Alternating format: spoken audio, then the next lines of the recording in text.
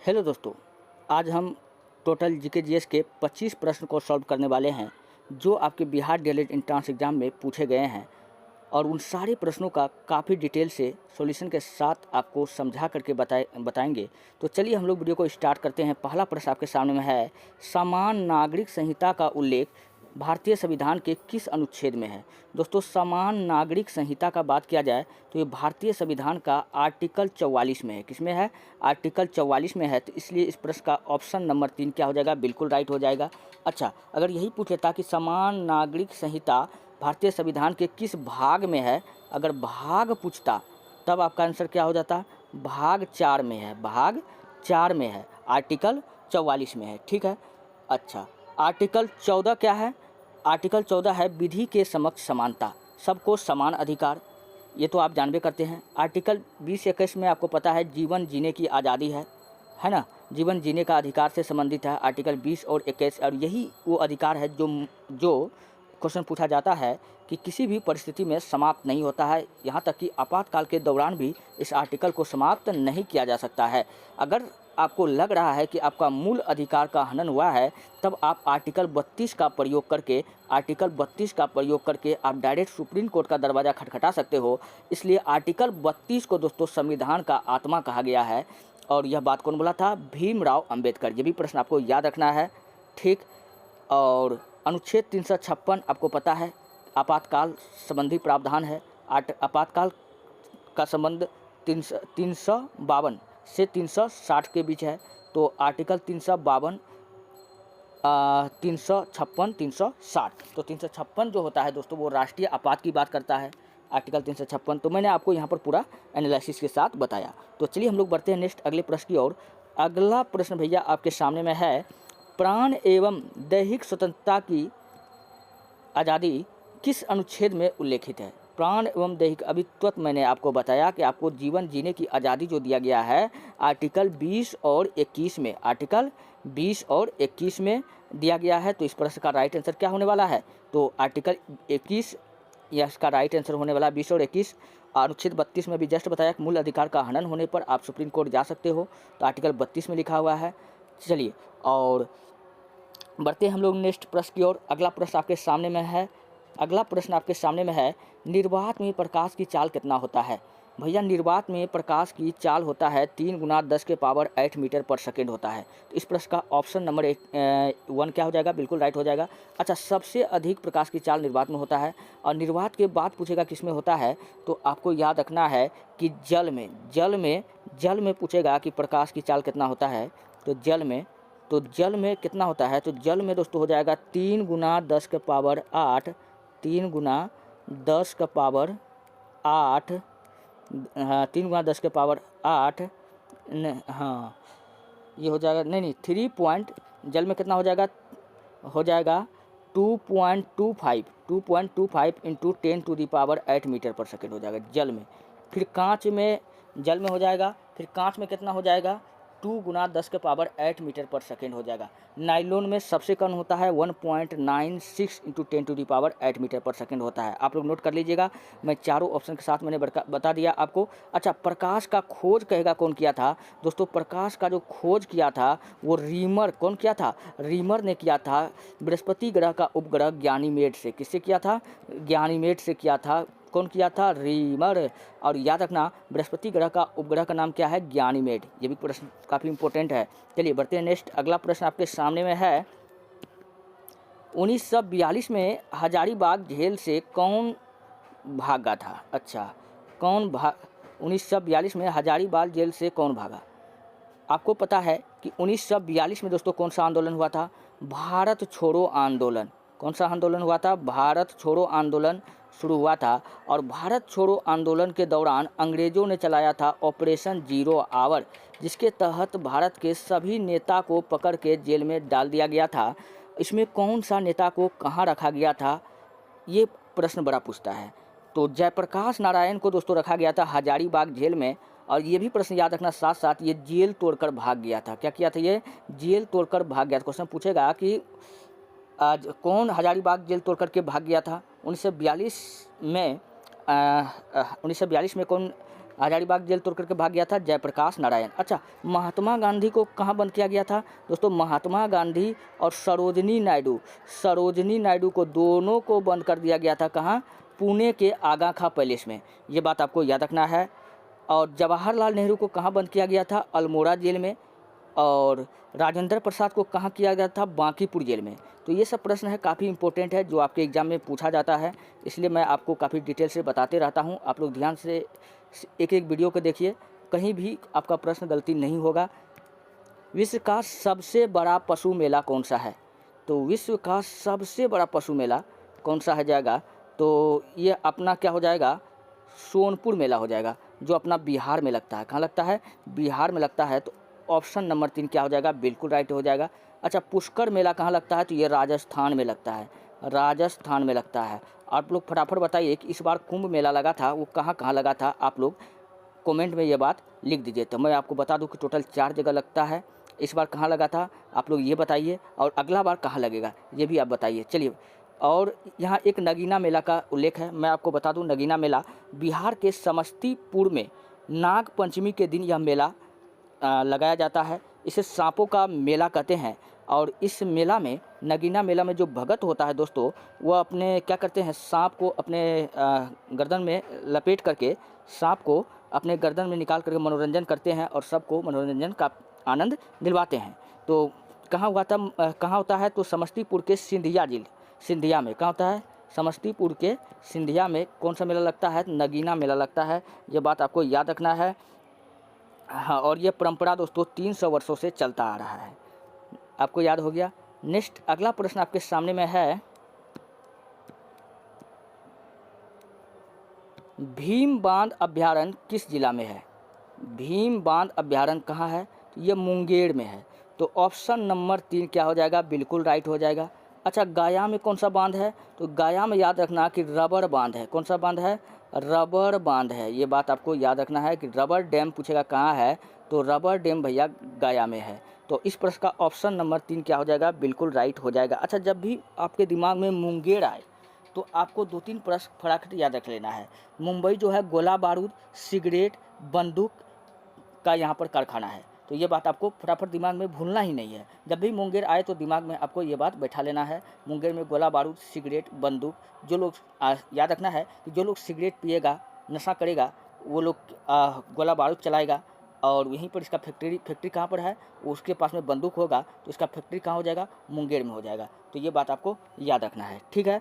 चलिए, नेक्स्ट अगला प्रश्न की ओर हम लोग बढ़े। तो अगला प्रश्न आपके सामने में है, 1975 के आपातकाल के दौरान बिहार में राज्यपाल कौन था? तो उस समय बिहार का राज्यपाल पूछ रहा है कि उस समय बिहार का राज्यपाल कौन था। तो मैं आपको बता दूं कि 1975 के समय जो बिहार का जो राज्यपाल था वो कौन था? वो था बिहार का राज्यपाल जगन्नाथ मिश्रा। कौन था? बिहार का राज्यपाल। आप लोग एक बार देख लीजिएगा, ठीक है। थोड़ा इसमें कंफ्यूजन हो रहा है, शायद यही होगा। आप लोग सर्च कर करके कमेंट में लिख दीजिएगा, ठीक है। चलिए, मैं आपको आपातकाल से कुछ प्रश्न बताता हूँ। अच्छा, ये तो बिहार का राज्यपाल पूछ लिया।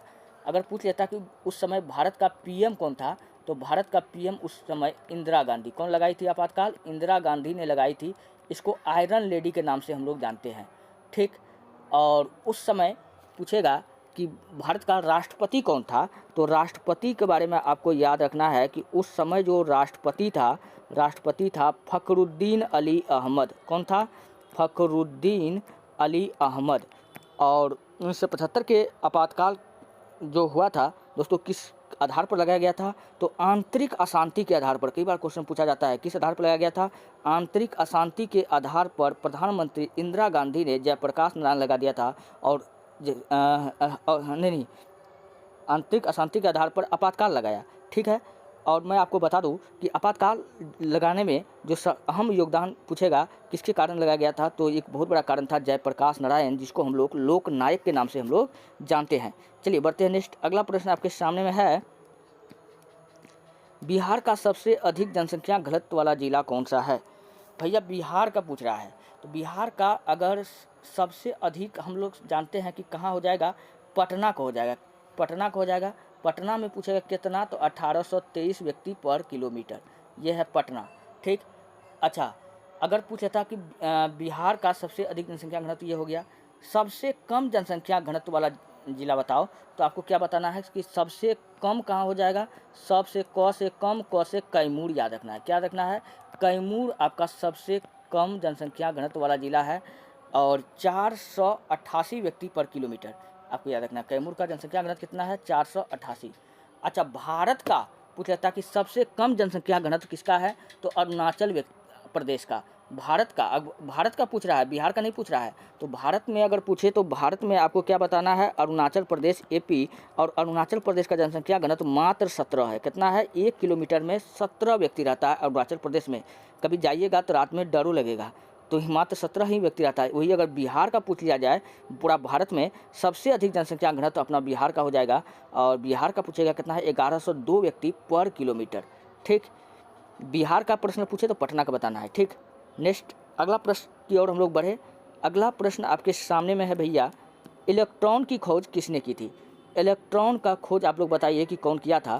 तो भैया इलेक्ट्रॉन का खोज जो किया गया था वो जे थॉमसन के द्वारा किया गया था। ऑप्शन नंबर बी क्या हो जाएगा, बिल्कुल राइट हो जाएगा। अच्छा, रदरफोर्ड ने किसका खोज किया था, नाभिक का खोज किया था, न्यूक्लियस का खोज किया था। नाभिक का खोज पूछेगा किसने किया था, तो न्यूक्लियस का खोज रदरफोर्ड ने किया था। थॉमसन ने इलेक्ट्रॉन का परमाणु मॉडल कौन दिया था, तो नील्स बोर दिया था। और जेम्स चैडविक याद रखना 1932 में इन्होंने किसका खोज किया था, जेम्स चैडविक ने न्यूट्रॉन का खोज किया था। कब किया था, 1932 में। और एक व्यक्ति का नाम याद रखना, गोल्डस्टीन ने प्रोटॉन का खोज किया था। ये बात आपको याद रखना है, प्रोटॉन का खोज रदरफोर्ड नहीं लगाना है, गोल्डस्टीन लगाना है। चलिए नेक्स्ट अगला प्रश्न आपके सामने में है, बंगाल विभाजन किसके समय में हुआ था। तो दोस्तों बंगाल का जो विभाजन हुआ था वो किसके कार्यकाल में हुआ था, तो लॉर्ड कर्जन के कार्यकाल में हुआ था। और बंगाल विभाजन कब हुआ था, 1905 में हुआ था। ठीक, और 1905 में पूछेगा भारत में कौन सा आंदोलन चल रहा था बंगाल विभाजन के तहत के समय, तो बंग आंदोलन, जिसको हम लोग स्वदेशी आंदोलन कहते हैं। बंग आंदोलन, जिसको हम लोग क्या कहते हैं, स्वदेशी आंदोलन भी कहते हैं। तो ये इसी वक्त चल रहा था। तो लॉर्ड कर्जन ने क्या किया था, बंगाल का विभाजन कर दिया। लेकिन दोस्तों अगर आपसे क्वेश्चन ये पूछ ले कि बंगाल विभाजन को रद्द किसने किया था, तो बंगाल विभाजन को रद्द करने वाला व्यक्ति कौन था, लॉर्ड हेडिंग सेकेंड। कौन था, लॉर्ड हेडिंग सेकेंड। याद कीजिए लॉर्ड हेडिंग सेकेंड कौन था, इन्हीं के कार्यकाल में पहली बार क्या चला गया था, आप लोग बताइए फटाफट, आप लोग बताइए लॉर्ड हार्डिंग सेकेंड के बारे में आप लोग बताइए, कई बार मैं आपको बताते रहता हूँ। चलिए बढ़ते हैं नेक्स्ट। अगला, इन्हीं के शासनकाल में क्या हुआ था, भारत की राजधानी कलकत्ता से दिल्ली स्थानांतरित हुआ था। ये बात आपको याद रखना है। ठीक, निम्न में से कौन सा टाइगर रिजर्व बिहार में है, भैया बिहार का टाइगर रिजर्व, तो बिहार में वाल्मीकि हो गया, वाल्मीकि टाइगर रिजर्व यहाँ है, तो यही बिहार में आपका है ना। पलामू टाइगर रिजर्व कहाँ है, तो पलामू हो गया, हजारीबाग हो गया न, दलमू नेशनल पार्क हो गया। तो ये सब आपका झारखंड जाने वाला है। कहाँ है, झारखंड का है। पलामू, दलमू, हजारीबाग ये सब आपका झारखंड चला जाएगा। सिमलीपाल टाइगर रिजर्व कहाँ है, सिमलीपाल उड़ीसा। नंदनकानन उड़ीसा, सिमलीपाल भी कहाँ हो जाएगा, उड़ीसा हो जाएगा। ठीक, नंदनकानन भी पूछेगा कहाँ का है, तो उड़ीसा का है। ठीक, वाल्मीकि तो मैंने अभी जस्ट बताइए दिया। कान्हा टाइगर रिजर्व, अच्छा Kanha tiger reserve, Satpura national park, Madhavgarh national park और बांधवगढ़ नेशनल पार्क, ये सब आपका कहाँ पड़ेगा, ये सब आपका मध्य प्रदेश में पड़ने वाला है। कहाँ है, मध्य प्रदेश में है। अच्छा सबसे छोटा पार्क बताओ दोस्तों, सबसे छोटा पार्क कौन सा है, सबसे छोटा पार्क जो है वो है साउथ बटन। क्या है, साउथ बटन सबसे छोटा पार्क है। अच्छा सबसे बड़ा पार्क बताओ, तो हेमिस नेशनल पार्क। भारत का सबसे बड़ा पार्क पूछे कौन सा है, तो हेमिस नेशनल पार्क, ये आपका कहाँ पड़ेगा, लद्दाख में पड़ेगा। चलिए बढ़ते नेक्स्ट। अगला प्रश्न आपके सामने में है, इनमें से कौन सा सोडियम नाइट्रेट का सूत्र है। तो सोडियम नाइट्रेट का जो सूत्र होता है क्या होता है, NaNO3, NaNO3, Na से सोडियम, NO3 से नाइट्रेट, सोडियम नाइट्रेट हो जाएगा। NaCl ये तो सोडियम क्लोराइड है, KNO3 ये पोटेशियम नाइट्रेट है, NaOH ये सोडियम कास्टिक सोडा है। तो क्या हो जाएगा इस प्रश्न का, ऑप्शन नंबर 2 क्या हो जाएगा, बिल्कुल राइट हो जाएगा। चलिए बढ़ते हैं नेक्स्ट। अगला प्रश्न आपके सामने में है, इनमें से कौन सा बिहार का जिला है जो नेपाल से सीमा साझा नहीं करता है। तो बिहार का कौन कौन जिला, आपको याद रखना है कि बिहार के कौन कौन जिला नेपाल से सीमा साझा करता है, तो दोनों चंपारण याद रखना है, पूर्वी चंपारण पश्चिमी चंपारण ऑप्शन में दे लेना है। चलिए आगे जब बढ़ते हैं, सीतामढ़ी ये भी नेपाल से सीमा लगाता है, ये भी सीमा लगाता है। और सीतामढ़ी के बाद में मधुबनी भी मधुबनी बिहार में पड़ता है, ये भी नेपाल से सीमा लगाता है। सुपौल भी नेपाल से सीमा लगता है, सुपौल का। अररिया का भी लगता है, और अररिया तो ऑप्शन में है। तो बच क्या गया, एकमात्र बच गया गोपालगंज। तो गोपालगंज और किशनगंज का भी आपको याद रखना है कि नेपाल से सीमा लगता है। तो नेपाल से सीमा कौन कौन का लगता है, तो इस प्रश्न का किसका नहीं लगता है, तो गोपालगंज का नहीं लगता है। तो यही ऑप्शन आपका बिल्कुल राइट हो जाएगा। तो फटाफट आप लोग एक बार रिपीट कर लीजिए, पूर्वी चंपारण, पश्चिमी चंपारण, सीतामढ़ी, मधुबनी, सुपौल, अररिया, किशनगंज। ये सारे जिला का जो सीमा किससे लगता है, इस सारे जिला का सीमा किससे लगता है, तो सारे जिला का सीमा नेपाल से लगता है। यहाँ मैप है, आप लोग इसमें देख सकते हो। चलिए नेक्स्ट अगला प्रश्न है, छक्का पंजा करना मुहावरा का सही अर्थ है। तो छक्का पंजा करना, चलिए मैं यहाँ से नेक्स्ट दिन बताऊंगा। दोस्तों अगर आपको वीडियो अच्छा लगता है, हेल्पफुल लगता है, तब आप हमारे चैनल को सब्सक्राइब करो और वीडियो को लाइक करो, जितना हो सके अपने दोस्तों में शेयर करो। मैं हर रोज़ आपके लिए काफ़ी ऐसे ही प्रश्न लाते रहता हूँ। मिलते हैं नेक्स्ट वीडियो में, धन्यवाद।